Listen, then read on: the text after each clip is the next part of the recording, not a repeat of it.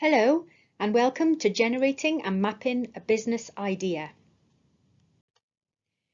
Before looking at generating ideas and mapping them out, we might want to ask ourselves why we might want to start our own business.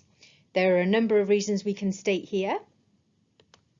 Maybe to be your own boss, to run the business how you want to run it, the flexible working hours, reaping your own rewards, earning money for yourself, being in control, the freedom to choose who to work with, and potentially providing employment.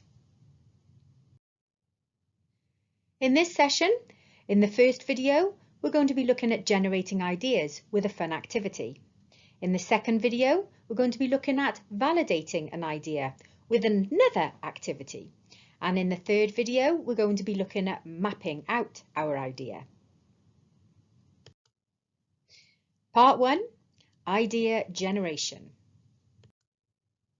When we look at generating ideas, really we're looking at finding a need or a problem or an issue.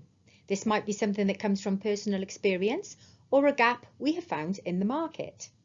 Then we look at creating the solution. Then we look at developing the solution, and finally at the viability before we start developing the idea. What if I don't have an idea? Well, we can help with that. Here is just one creative way to think of an idea.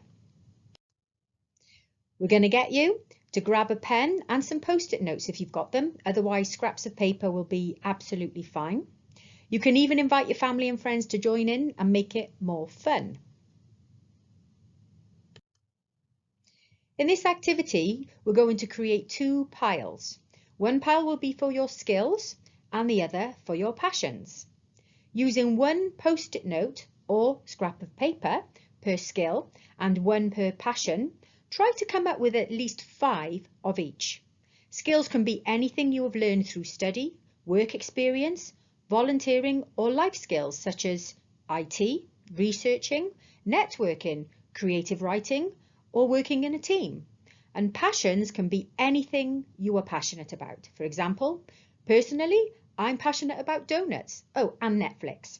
It could be the environment, sport, baking, films. It is completely up to you. In the second step, what we want you to do is keeping your passions and skills in 2 separate piles.